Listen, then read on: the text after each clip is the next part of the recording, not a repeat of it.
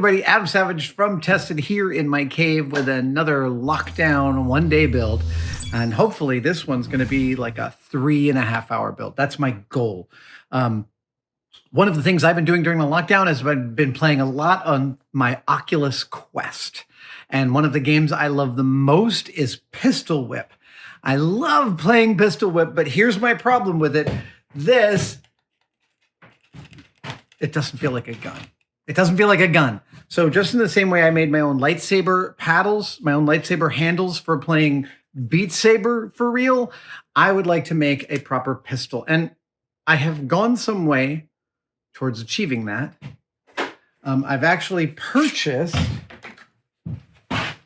a pistol attachment on eBay. This is a 3D printed pistol attachment. It's kind of nifty. It takes one of these guys and sits like this. Yeah. And then this clamps over it and holds it all into place. Now that's pretty good, except it doesn't weigh anything. So I've got some chunky chunks of aluminum, and I think I'm going to utilize this base. I'm going to finish it, make it look a little better, and then I'm going to add a nice aluminum slide to the top of this and give myself something heavy and fun to play Pistol Whip with. All right. This should be a fun one. I'm not exactly sure how this is going to go. Let's get to machining.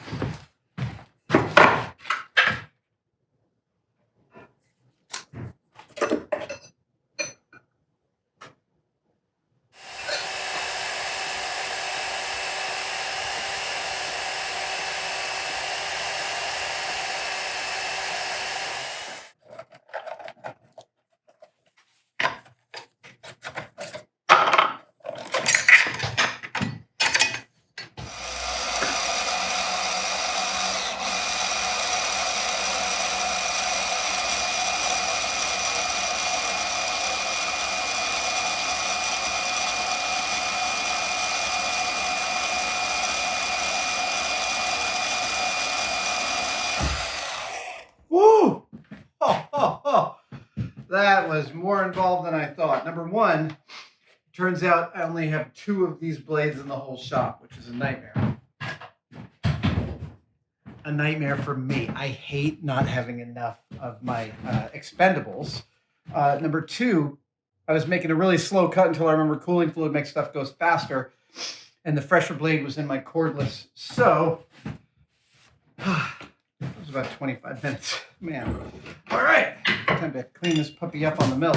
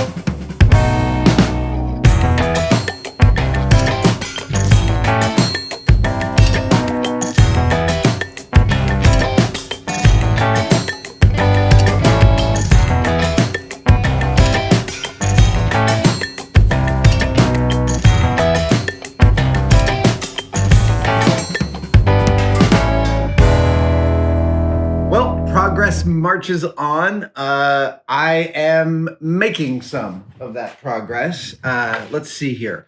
I have the handle that I purchased on eBay. I have given it a bunch of coats of primer, and it is a bunch more robust. Sorry, not robust. Smoother. I'm trying to get rid of that 3D printed texture.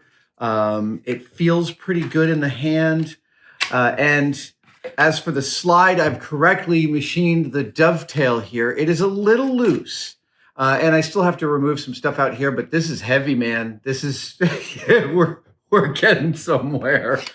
I think that I may that this rail here, I think that I might want to replace that with some black Delrin that is a bit of a closer fit to this and a bit of a smoother lifelong fit.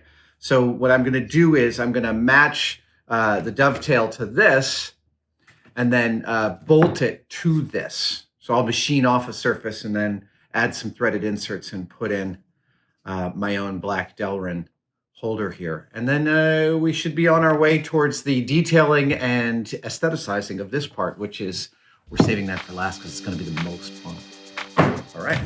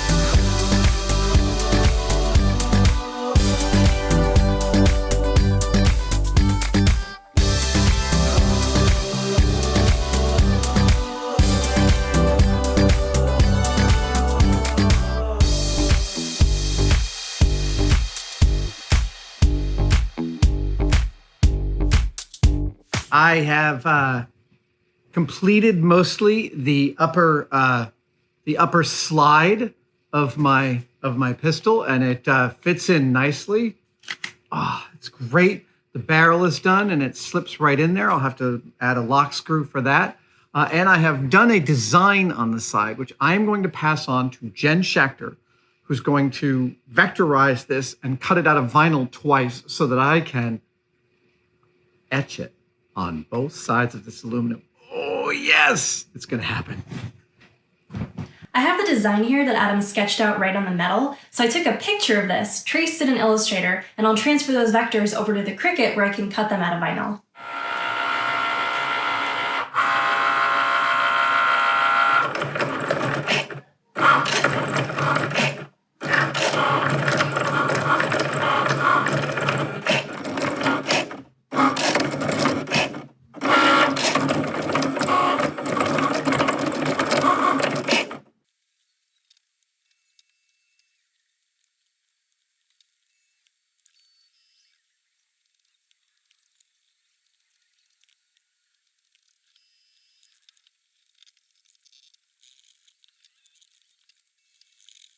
All right, so these have been cut, weighted, and I put some transfer tape on there. I'm gonna hand these back off to Adam so we can use them as a mask for acid etching.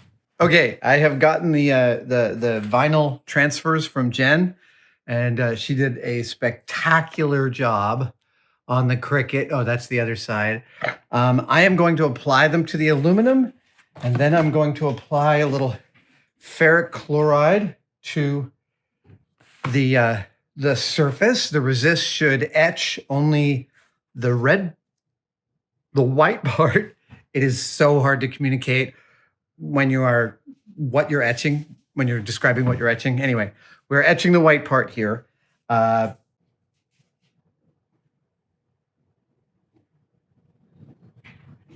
Right? Yes. We are etching the white part.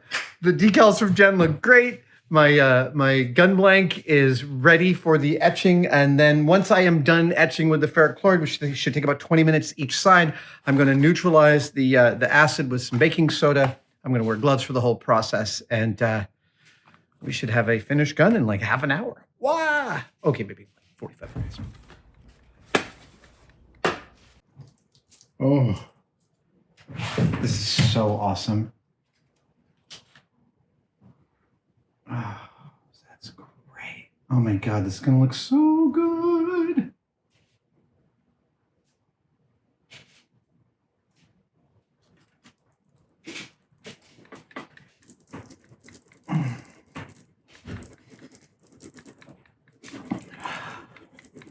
So the way this is working is that the Cricut vinyl cutter cut the vinyl out in a pattern, and that pattern is the negative of what I'm going to etch. So it is basically a resist, and it's literally resisting the acid from going through it. There are a million different resists. Even Sharpie apparently works in some situations, although I've never tried it. But vinyl and electrical tape are fabulous resists. So I'm going to do it on both sides. Oh, yeah. The surfaces are highly finished, which should make even a shallow etch really show up beautifully. Oh, great. I'm using the back of my fingernails, one of my favorite brayers. A brayer. Here's a tool that you didn't know about. Wait, where is it? Where's my brayer? Ah, here it is. When you want to apply a lot of even pressure to something, you use this. Well, this one's all frozen, isn't it? Oh, there we go. It was just a little stuck. Where are you stuck? Oh my God, you were glued together. Anyway, if this worked, this is called a brayer, but it doesn't work. It's broken. I've got to make a new handle for it. See that? I can't make it in any garbage can. Oh, yeah. Oh. There we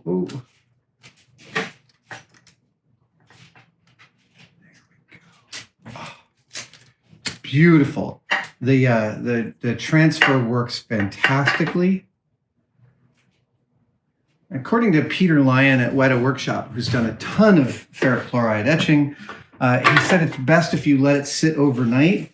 The resist, because the vinyl grabs better over time, but I am just too impatient for that. I am using the electrical tape to finish my design here and provide a frame around the etch that Jen drew and cut. Oh, yeah. Oh, dude, this is going to look so great. I am super, super excited. I've only done my own acid etching one time before, and it was for... What was it for? Oh, it was for the truncheon for Rabbit Run, Year of the Rabbit. Yes, there we go. Okay, doing the other side. Actually, should I just leave you and not mess with you? Then you don't end up getting, yeah, okay. So let's get some gloves on. That's actually, I'm premature there. I'm going to actually also use the electrical tape to create a little bit of a bathtub around this so that I can keep the etchant from getting away. I'm going to create like almost like a cup on here. Yeah, see that? Like that. And I found this worked really well on my truncheon. Ferric chloride does a lot of its work without having to, what I've seen, without having to immerse the work in the acid. So this should do nicely. Look at that. Look at that. All right, so you see I've used the electrical tape to create the frame around it. The red vinyl is what Jen cut on the Cricut cutter.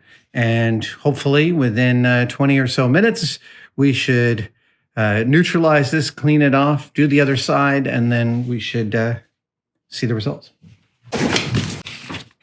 It's the color of iodine. So, I have the piece taped up. I've built a little dam using the vinyl electrical tape, and I'm about to pour some ferric chloride into I'm literally using about a couple tablespoons of this stuff. 4 tablespoons right now. And I'm just going to pour it on here. And you should see it start to bubble soon. There we go.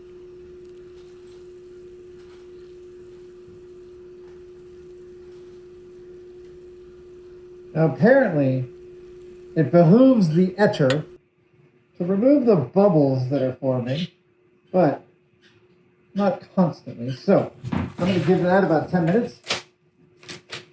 See how it goes. All right, it's bubbling up nicely. I'm going to take it over to the sink and neutralize it. All right, I've washed it off. I'm going to put a little baking soda on here to neutralize the acidic reaction and make sure I've stopped it entirely. And we'll go wash that off again. Here we go. And pull off our electrical tape. We've washed this whole thing. Oh, baby.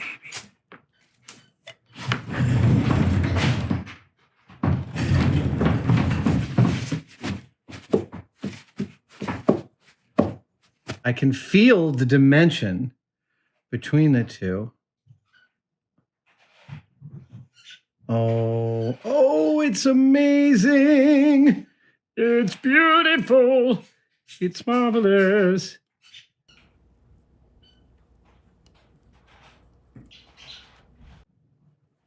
Oh my goodness. This is just a whole sea change for me.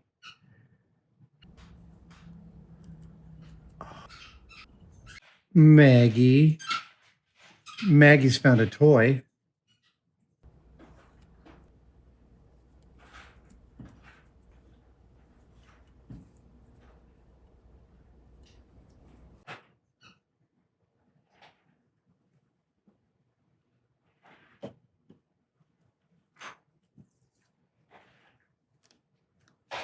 Oh, yeah. Oh, it's so satisfying. I've got to get some Bastine on there to get rid of the rubber cement glue, whatever the tape glue is. Okay, oh my God, I am so psyched. But we're not quite done. There's still a little bit more to do on this. All right.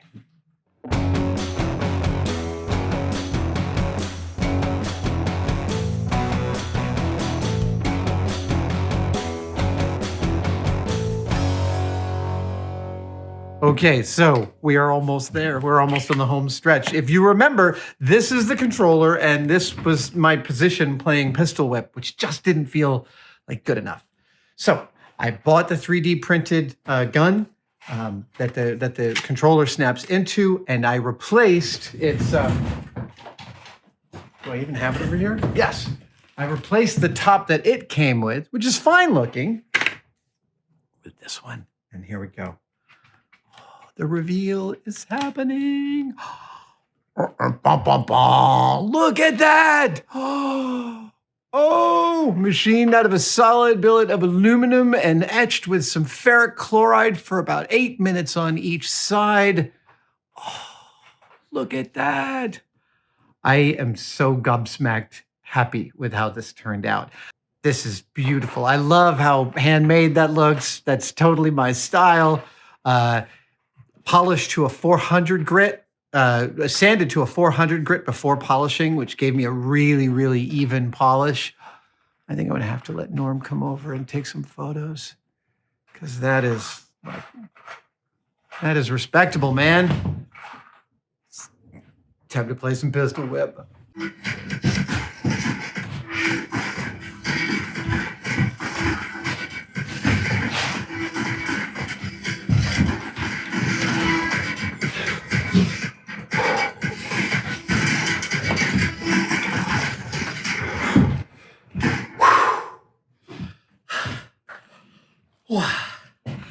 That was officially a lot of fun. And just like the lightsabers, a lot more work because it's heavy. Whew. Wow, I'm not skipping leg day today. Thanks for watching 100% of whatever you just watched. That's awesome. We get to add that to our completion rate. You deserve something. You deserve a t-shirt for all your hard work. Follow the link below and buy yourself a tested official t-shirt.